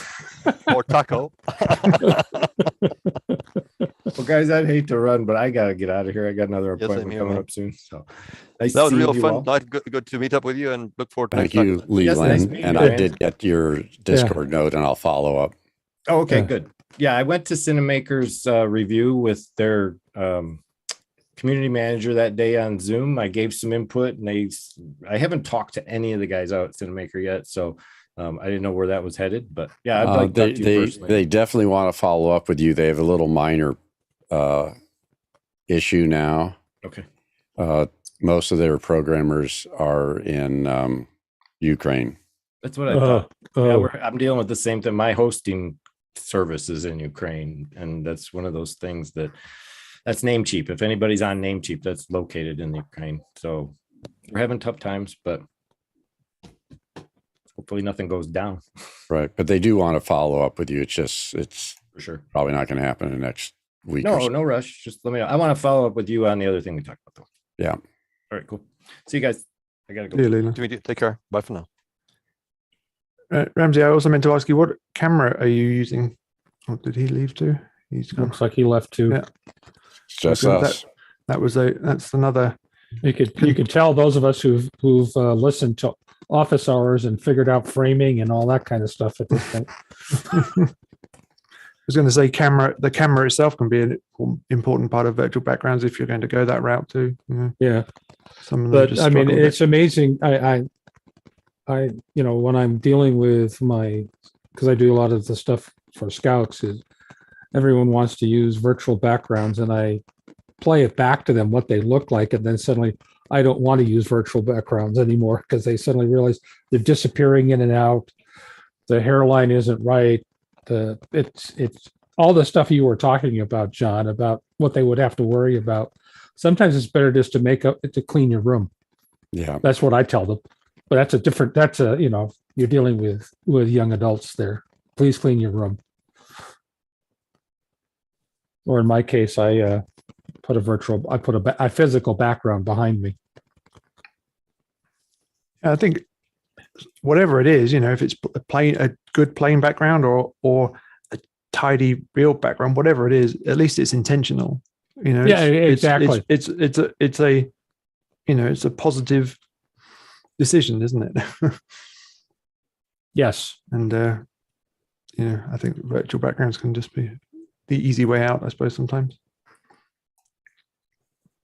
We had one of the last times I did the Zoom test kitchen, we had a couple of heated discussions about virtual backgrounds. It's interesting stuff. I think it can be problematic from a accessibility point of view also, but that's a different story. Sorry to bomb out when you just started speaking there, Rupert. Oh, no problem. I thought you'd chosen the time for your exit also. But you've come back a shade of yellow. Ah, okay. And with a URL in your... Yeah, the URL is intentional. Okay. Because it's literally a shortcut in the linguistic sense, not in the technical sense, to save time introducing myself. It's just a shortcut to my LinkedIn. So you are expecting people to be able to click on that or copy and paste it? Now, I was going to ask you guys about copy and paste, because that seems to be an issue of varying degrees of problematicness in Zoom. I don't know what on earth is going on. Well, the only way. So are you able to copy paste that? I am, because I am able to go to rename you because I'm a host, and therefore I can get to the. Can't. Right. No one else Therefore, can. Therefore, I can get to the Okay. text box. So Then what if I were to just put a hello in the chat to everybody? Okay. Like so. And then you save the chat. Would that give you my full LinkedIn named version. Questionable. I suppose it would give it to me in a text folder, and I'd need to open it up and copy and paste it out of there, I guess. Right. Yeah. Right. So it's still, you still a can bit clunky. copy that. You can copy it from there, but you can't copy just the link. You can only copy exactly. Ramsey down to everyone. Yeah. So I mean, if I put something in the chat, then and you save the chat, then you go to the save text file and you find it there. Yeah. Otherwise, I would, if you wanted to distribute it to people in the chat, I would just paste the link in the chat. Yeah, exactly. Yeah. Good point. Yeah. And something I found useful is, Bitly lets you do a shorten URL, and that you could really put up in your namespace, because then somebody could actually type it. It's less than 10 letters. So another thing that go ahead. Bitly or a Bitly or a tiny URL or any one of those things. Yeah. Bitly, tiny URL. The other thing that I've done that's worked out usefully is just do a QR code screen. Yep. And so you put it, and particularly now after the US Super Bowl where they did an ad, but you could put up a QR code as a graphic in place of your face, and then person holds up their phone and it gets your business card. Handy. Very handy. Thanks. No, I mean the simplest way, because I'm trying to so go low tech, run high tech as much as possible to make me accessible to other people as much as possible, as it were. So I think tiny URL or Bitly would probably be the way to go, and just keep it short and snappy, and then that would then send them on to the web page. Yeah, great. Thanks. Yeah. Is that a free service, or is it like how does Bitly or tiny URL work? I've never actually used it. They're free. Google also has a service. I forget what they call it. Okay. Good. Yeah. Google is goog.le, I think.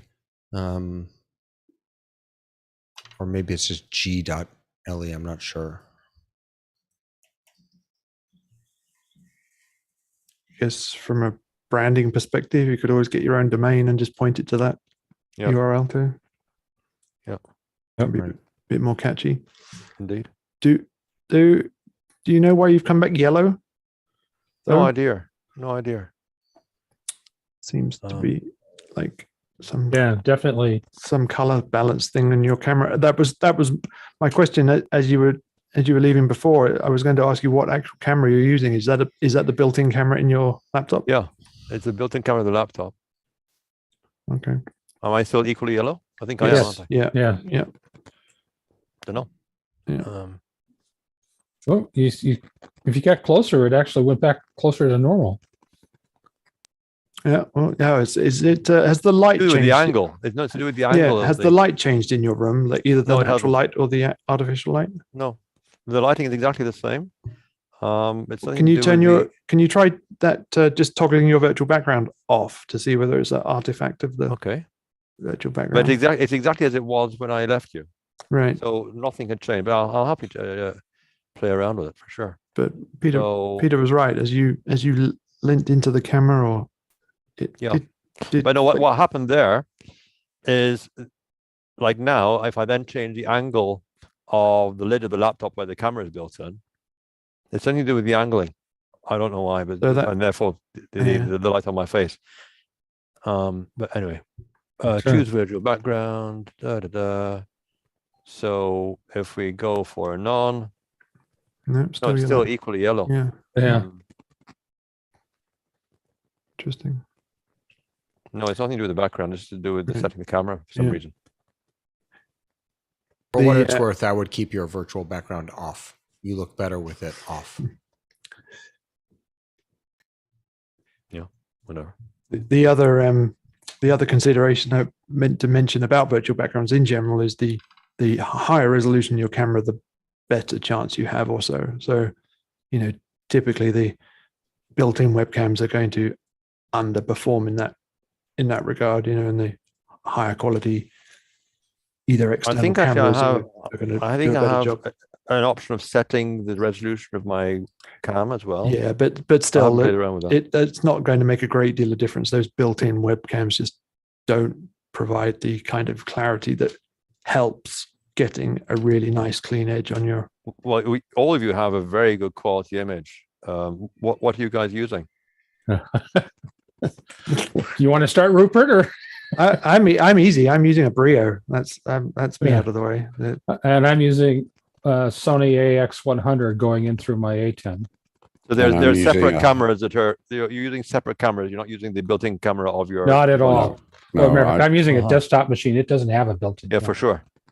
And I'm using a HuddleCam HD with the HDMI out into an A10 mixer, and my microphone is a microphone parts kit, but it's a high-level condenser microphone into a mix pre with noise assist.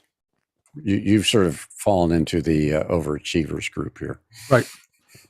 Good to be with you guys. We've been doing it. We've been playing with this for about 2 years now, some of us. And how much money have we spent collectively, gentlemen, on just office hours?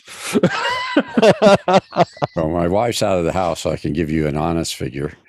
Rupert, I gotta say, your shot looks amazing with the Brio.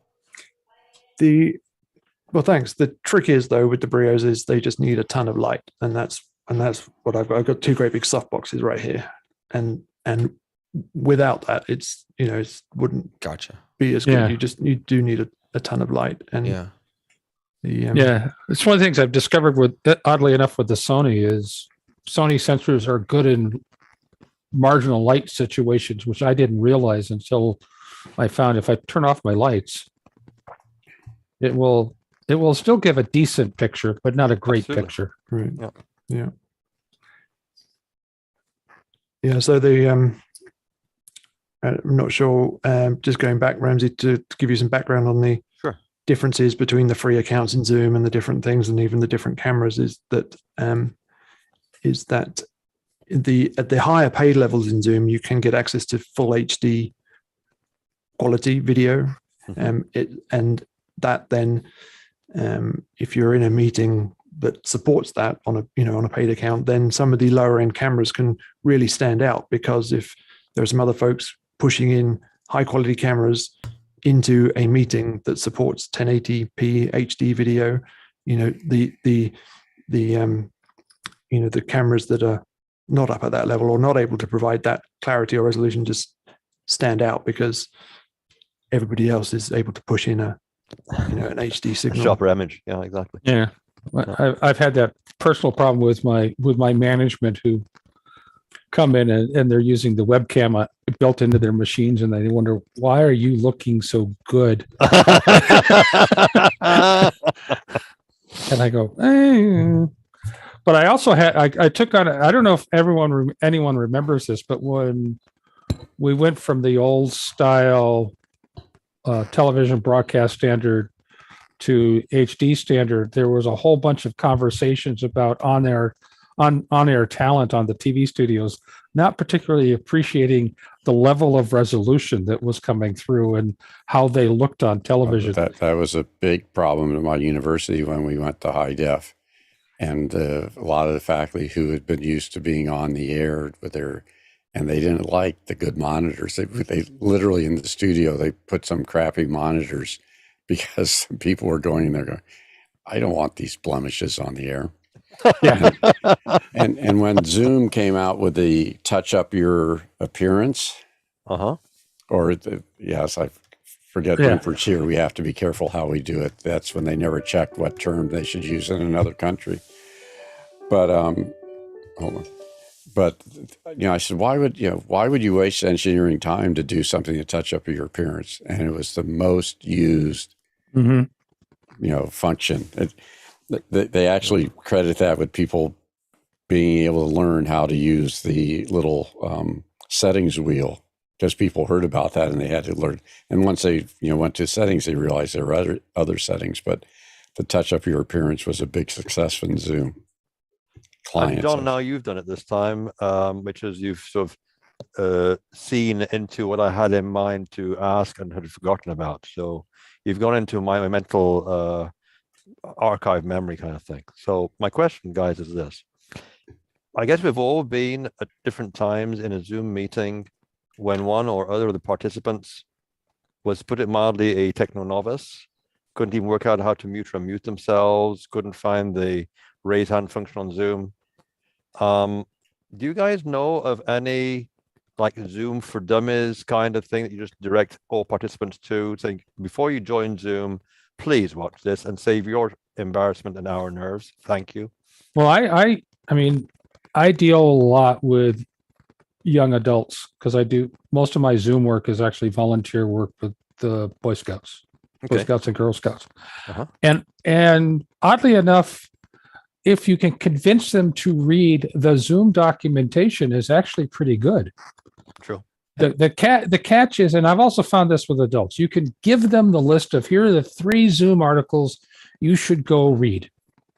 Now, and you could send them through them weekly, and then you find out, well, they didn't read it. Yeah, people are not used to reading anymore, I'm afraid. It's that. Well, and there are YouTubes that go with each one of those. Right. And they still don't do it. I mean, I don't know how to force the issue. You can lead, the infamous, you can lead a horse to water, but you can't make them drink. Yeah. If you give them the information, they have to consume it. Indeed. And Zoom, Peter's right. They have good documentation. I mean, it's not perfect, but what documentation is, especially with the rate they're evolving features, sometimes it can trip you up because, not everything got updated at the same time. But there's extensive documentation out there, and quite often accompanied with videos. And they've got this new, in fact, knowledge base thing on that thing, which has other snippet videos in it. And they also hold demonstrate, not workshop meetings, but demonstration meetings. So tutorials and stuff. Yeah, that live actually in a Zoom meeting, they'll have people and they say, "Hey, this is a 30-minute primer on Zoom. Here's how to set up a meeting. Boom, boom, boom. Questions, Q&A at the end. That kind of thing." So that's a bit less passive than just reading documentation, because it encourages people to actually attend the meeting, listen to the presentation, and maybe ideally, ask questions and that kind of stuff.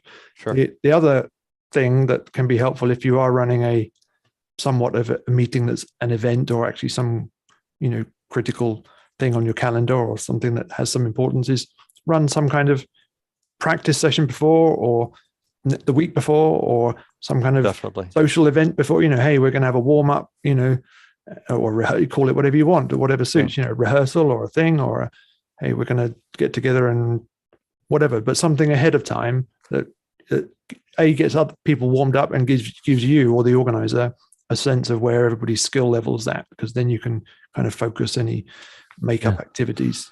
Yeah. My favorite one is breakout rooms. Of that nature is self-assigning a breakout room, and they go, well, where do you do that? Well, there's a button that says breakout rooms. Yep. I mean, I don't know how else to say it's there. And yet the thing I always find fascinating is I hand my 12-year-old granddaughter an iPad, and she can immediately navigate through Zoom. Right? So I would assert the UI folks, and this is aimed at John, have done a great job of making it easy to understand if your mind is open. That's exactly the point. And the thing is that the nature of the meetings I'm often involved with, workshops, seminars, consultations, call them what you like, are people sort of at middle age and beyond. And they're perhaps don't have the versatility or comfort, whatever the word is. I don't know. I don't know what it is either, because until she passed away, my 90-year-old mother was quite capable of navigating Zoom. I think it's just the nature of people's willingness to learn their entire life. I think you're right. I think you're probably right. Yeah. But even the most diligent and skilled users can still get caught out by features changing or terminology changing in the interface, or something like original sound's a good example. That now says original sound on or off. It used to say quite the opposite. It used to say when original sound was on, the button used to say turn original sound off. It wasn't telling you the current state. It was telling you telling you the state of what would happen if you pressed the button. Exactly. They flipped that that nomenclature around. Oh, I remember those conversations in office hours. That was and there are perhaps a few other examples that I can't think of similar things where they get flip flopped or changed over time, or a new feature or something moves. So it's well, at the same time, they were also introducing all those different filtering options on original. If original sound was off, all the noise canceling options, and what did that mean to you? And then the screen sharing changed, and but I know that at least once a month I go through and have to refresh my own memory on some of the more obscure stuff because I know it's changed. I just know.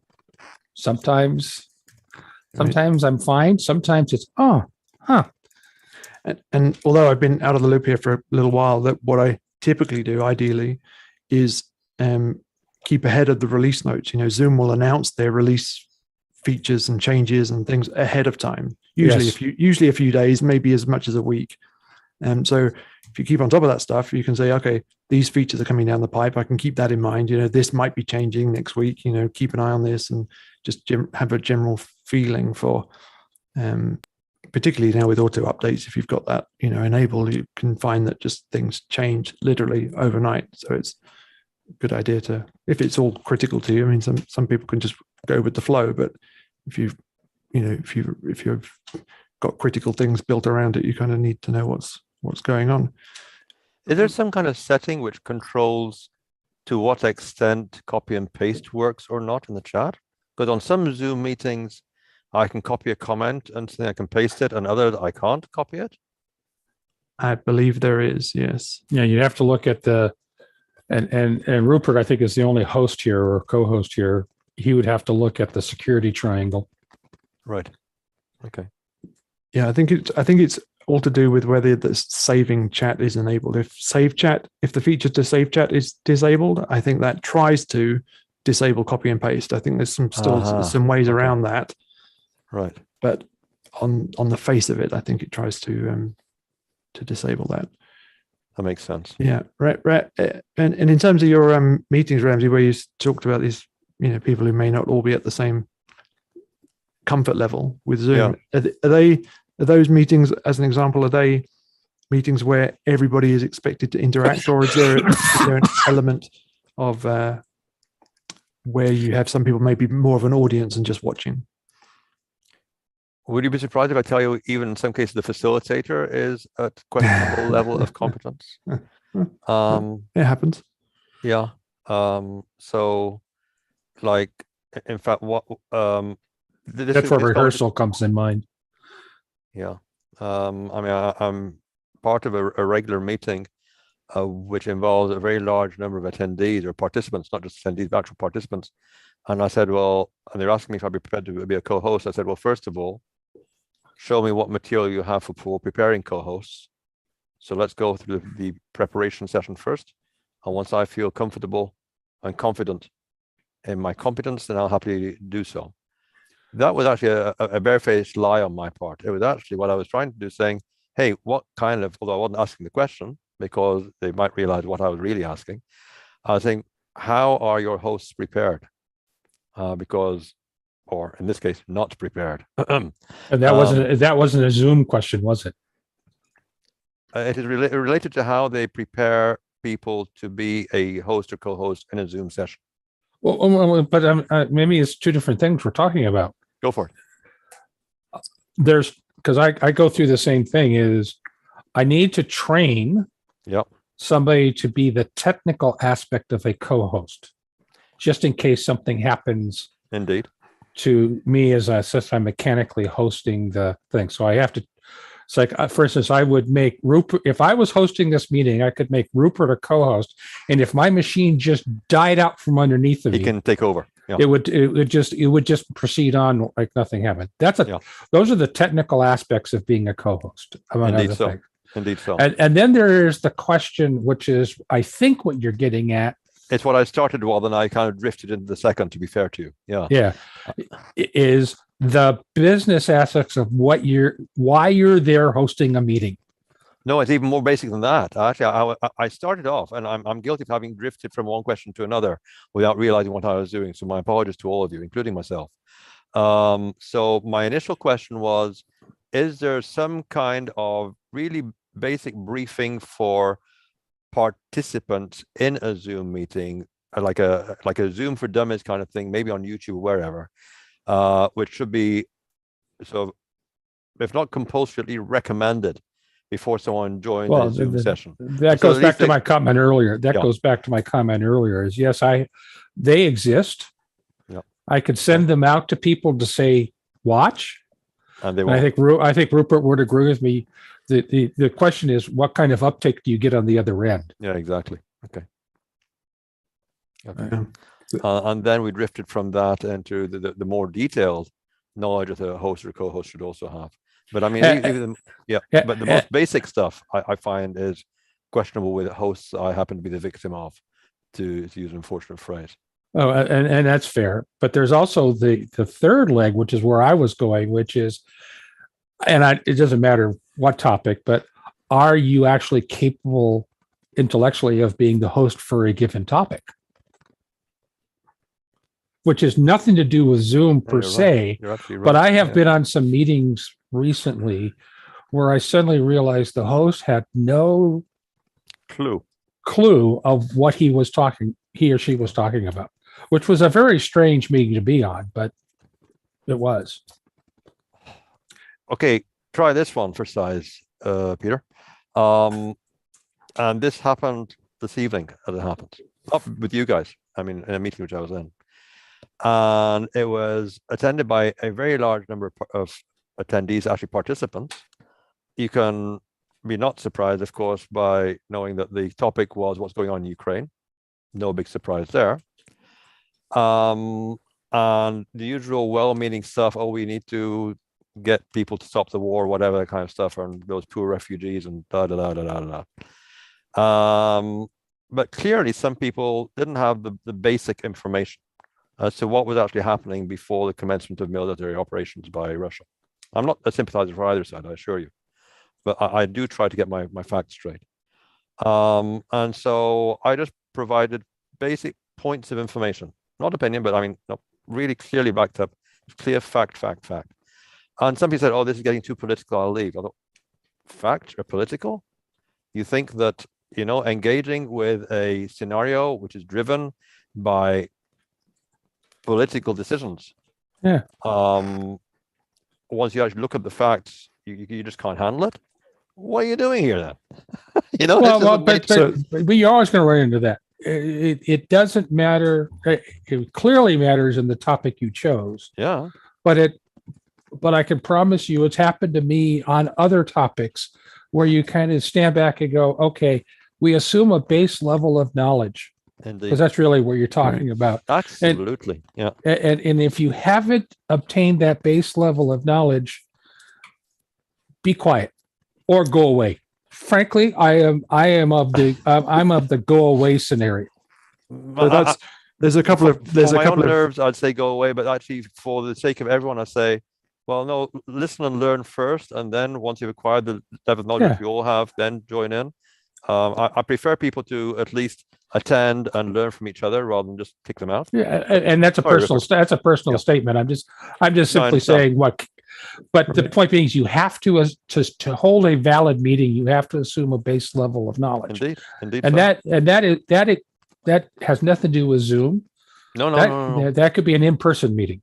Yeah, I agree. So in terms of the Zoom connection there is it's interesting because we talk about who's the host and whatever in the very technical sense, and who has the host role in Zoom, in the list, and that in some meeting scenarios or webinars, even the host or the person who is hosting Zoom or the persons who are also co-hosts may have nothing to do with the people running the discussion. That's a distinction. The person socially hosting the discussion may be a completely different role to the person who is nominated as host in Zoom. Sometimes they're the same person, but not always. And the other thing is that I think a lot of things in Zoom end up being run in a Zoom meeting when in fact they probably should have been a Zoom webinar. Where you should have a panel discussion of qualified or people nominated to be part of the discussion, and then a audience essentially, who get to watch and participate through a curated Q&A, and then you can manage that separately. But some of these things can get a bit problematic when it's just one big meeting, one big free for all. True. And if you haven't got some of the basics covered of just basic sort of Zoom, what you might call etiquette, then you're kind of in a bit of a pickle at that point. Is there some kind of timer facility or setting or whatever, so that when someone unmutes themselves to speak, that then they'll be remuted after say 5 minutes? No, but but hosts and co-hosts can serve as that timer. And there are other Zoom apps or whatever, or there are other ways of doing it where people run events like this, and they'll have a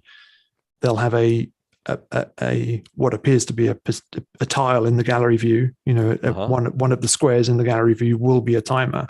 Now that might be brought in through a Zoom app, or some people have some other way of plumbing that in, but that will be a visual counter, and like Peter says, there'll be a co-host ready to probably mute that person once the timer's up. So there's a bit of manual intervention required, but lots of people and scenarios do that. Board, all these, shareholder meetings, board meetings, whatever. There's all kinds of scenarios where people are running, or governmental stuff, whatever, public speaking, or comments from the public, whatever. Lots of scenarios where people are running timers, but quite often the timer might be automated, but the muting part of it might still be manual.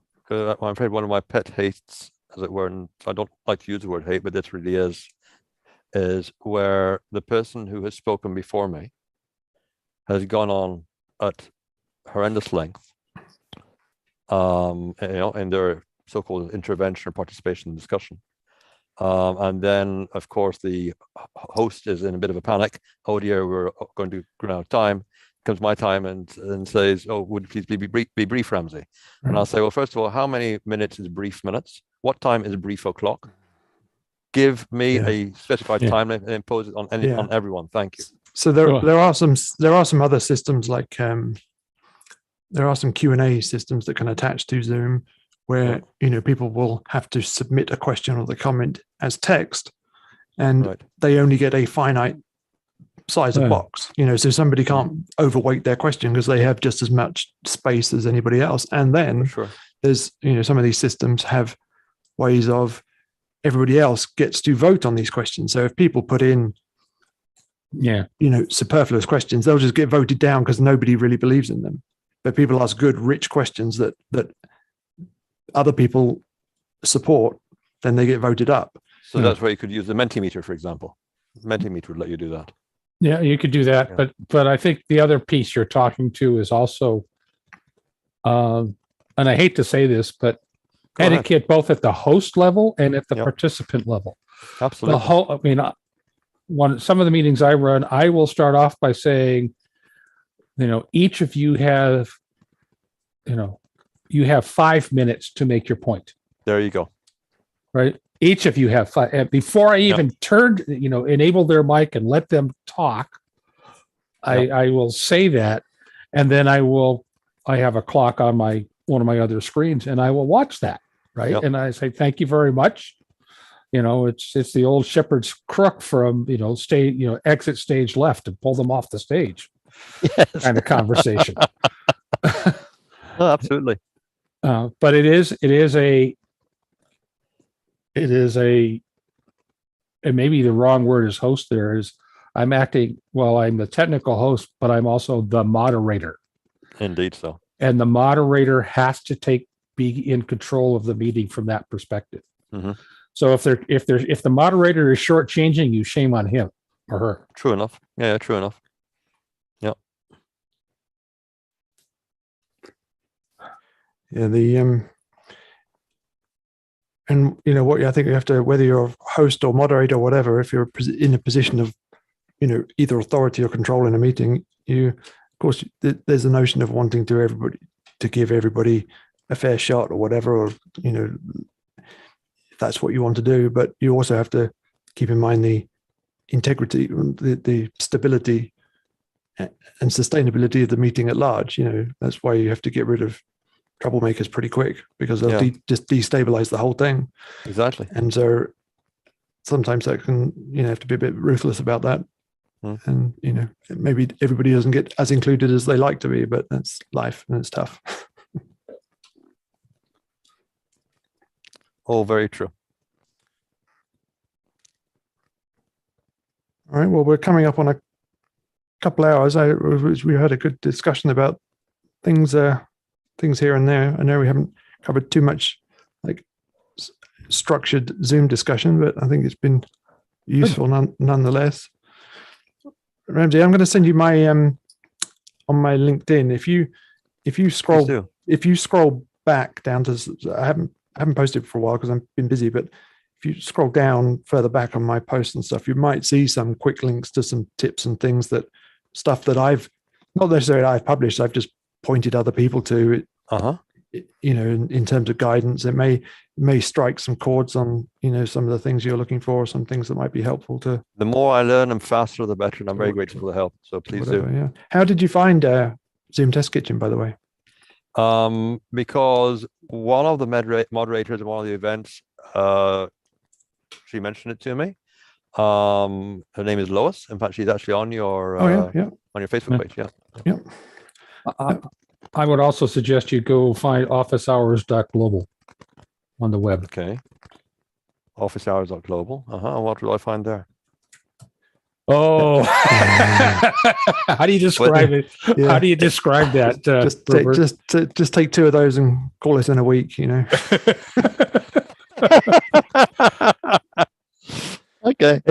It's good. It's good stuff, and it also, I was kind of thinking, when one thing comes across other co-hosts or whatever that you really think, maybe would be better to have, some better skills. Sometimes it's just that they have never experienced a well-run, Zoom meeting. I mean, some may have been things may have been pointed out to those people and they have chosen to ignore them, or it's not important.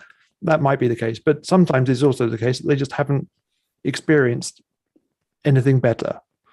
Yeah. And so, it's having examples of, well-run Zoom stuff can be useful to just point those people to, not in an instructive sort of sense, but just as offering them some exposure to something that's different. It will help them make better use of the meeting that they're joining. It's to their benefit, but to everyone else's. Right. Yes, exactly. Yeah. Exactly. Yeah. All right, guys. Well, fantastic. I think I'll probably just start to wrap it up here, unless anybody. I think John's faded to the Zoom screen there. But if anybody's got any final items of business, no. You're noting that I'm actually now delaying my departure, so I don't make a shameful haste like I made last time. I make sure that you really are ready to go this time. Right. Yeah, very, very good. I heard my name in vain. No, I was just, we're just about to wrap things up, I think, and I was seeing that you'd faded out there, but. No, I was, my bride called, so I had to go up there. Oh, very good. How's my audio sounding today? Because I do have a new microphone, Rupert. It sounds pretty good through my earpiece. Pretty good. What have you got? Oh, you said something in kit form, did you say? Yeah, it's the microphone parts kit. So $249. If you build it, which takes about 2 hours, they sell it for about $350. So it's $100. It's like $50 an hour you're being paid to build it. But since they have no advertising and marketing, their primary business is creating new electronics for other microphones. They say it's an equivalent of a microphone, at least twice or 3 times the price It seems to be working pretty well for me now, so I'm pretty happy with it. Yeah. It's a boom mic, right? Sitting in front of you. Yep. Okay. Uh-huh.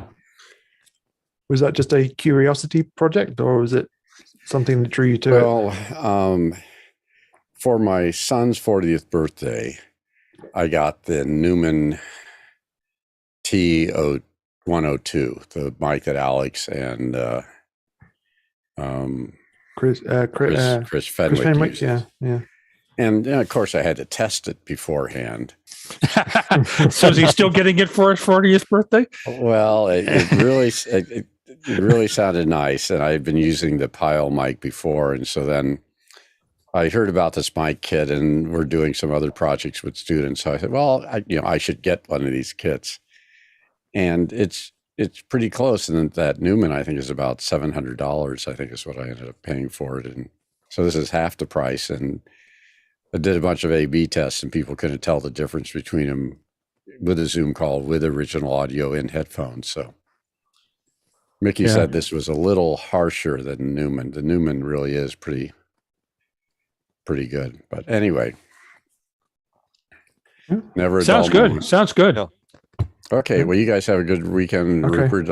I'm sorry for all the things you've had to go through, but No, thanks, it's good to have you back on this side of the pond. Thanks, John. Yeah. Good to be back. Good to see you all. Have a good one. All right, guys, I'm going to wrap it up here. So, Andy, good to meet you. Take care. Very much my pleasure. Yeah. I hope that my questions were not too basic or novice for what you usually No, use. not at all. Very grateful. Not at all. Not at Not all. at all. No, Yeah. no, not at all. Very grateful. Truly. All right. Take Take care, well. guys. Take care. Bye now.